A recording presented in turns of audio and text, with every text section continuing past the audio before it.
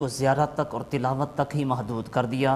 ہم نے اس کو اپنی زندگی میں رول ماڈل کی حیثیت سے یا اپنی زندگی اس کے مطابق گزارنے کے لیے اس کو اپنی زندگیوں میں نافذ نہیں کیا یا اس کی تعلیمات کے مطابق اپنے آپ کو ڈھالنے کی کوشش نہیں کی۔ بالکل۔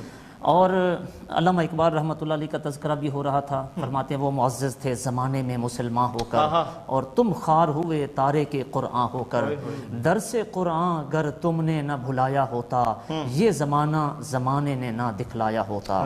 یعنی گویا آج مسلمانوں کی جو ذلت اور رسوائی ہے اس کا ایک بنیادی سبب جو ہے وہ تعلیمات قرآن کو ترک کر دینا ہے۔ اور اسی وجہ سے آج امت مسلمہ افتراق اور انتشار کا شکار ہے۔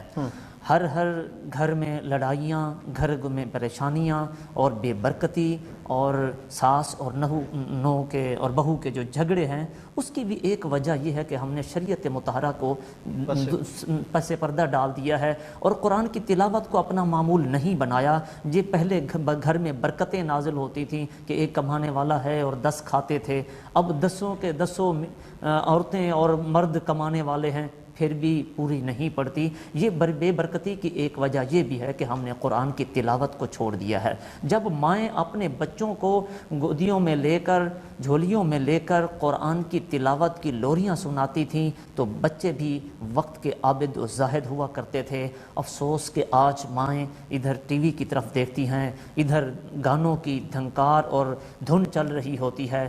اس ماحول میں جب وہ آٹا گوندھ رہی ہوتی ہیں، بچوں کو فیڈ کرا رہی ہوتی ہیں، ایسی صورت میں ان بچوں کی کیا نشو و نما ہوگی اور کس طرح سے وہ صحیح طور پر مسلمان پیدا ہوں گے؟ ہم کیا اس سے بھلائی کی توقع کر سکتے ہیں؟ بہرحال تلاوت کی بات ہو رہی تھی، ہمیں اپنے گھروں میں تلاوت کا معمول بنانا ہوگا، اس سے ہمارے گھروں میں خیر و برکت کا نزول ہوگا۔ اس کے ساتھ ساتھ نبی کریم علیہ الصلوۃ والسلام اور بزرگان دین کا اگر طرز عمل دیکھیں، آقا علیہ الصلوۃ والسلام جبریل امین کے ساتھ رمضان المبارک میں قرآن کریم کا دور کیا کرتے تھے۔ دور حفاظ کرم کہتے ہیں، ایک شخص پڑھتا ہے، دوسرا سنتا ہے، پھر دوسرا پڑھتا ہے، پہلے والا سنتا ہے، ایک دوسرے کو سنتے سناتے تھے۔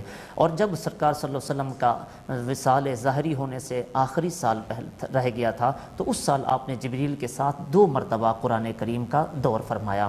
حضرت علی المرتضیٰ کرم اللہ وجہ الکریم کا بھی تذکرہ ملتا ہے کہ آپ روزانہ قرآن کریم کے 2 ختم شریف فرمایا کرتے تھے۔